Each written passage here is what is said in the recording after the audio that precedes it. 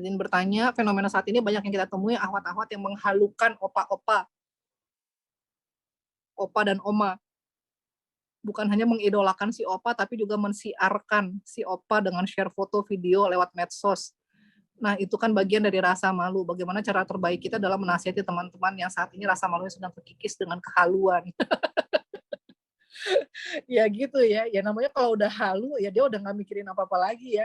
Ya namanya udah halu ya. Ya kayak orang yang lagi nge-fly gara-gara narkoba ya dia udah nggak kepikiran lagi gitu apa yang dia lakukan bener apa enggak gitu kan.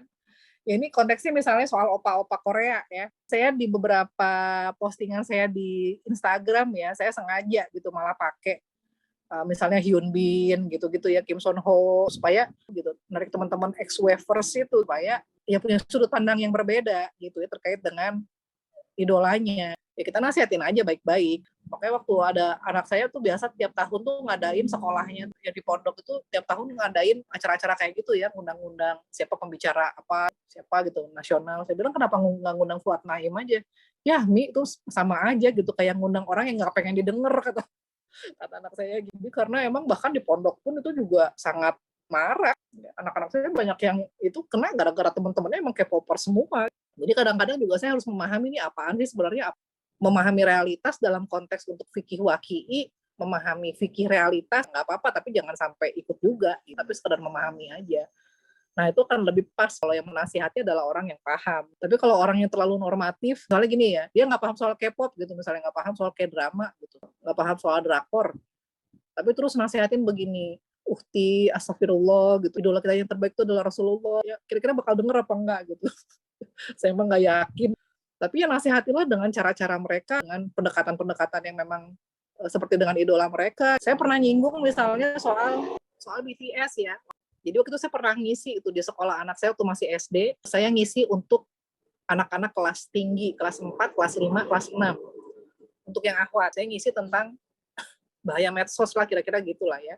Jadi saya tampilin tuh di slide tuh ya, foto-foto tuh. Foto-foto Gen Halilintar, foto Blackpink, ya. Itu desibel jerit paling tinggi itu. Waktu itu guru-gurunya juga pada ikut nyimak gitu di belakang gitu. Siswanya di tengah gitu di masjid itu ya.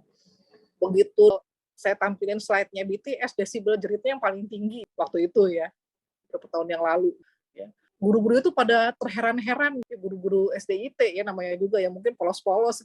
Terus saya tanya, coba di sini siapa yang nggak kenal? Yang nunjuk malu-malu guru-gurunya di belakang gitu. Jadi makanya guru-gurunya pada nggak ngerti, murid-muridnya padahal ngefans banget. Jadi saya katakan sekedar paham ya nggak apa-apa, perlu juga gitu karena paling tidak paham realitas apa yang sedang mereka hadapi, bukannya untuk ikut larut terus ikut halu juga dengan kebiasaan mereka gitu yang enggak.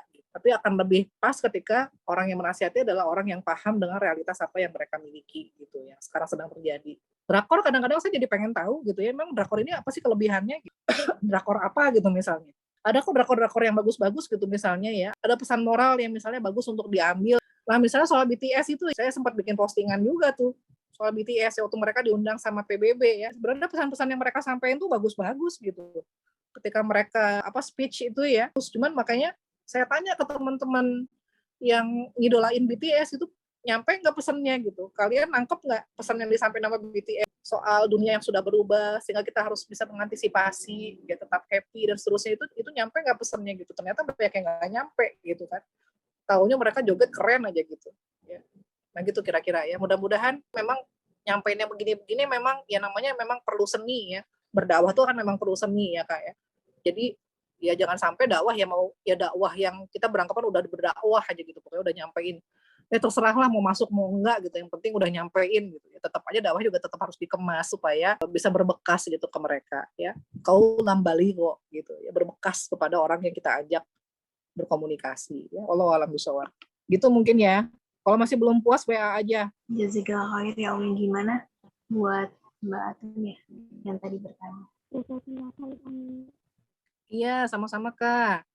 Wa iyaki.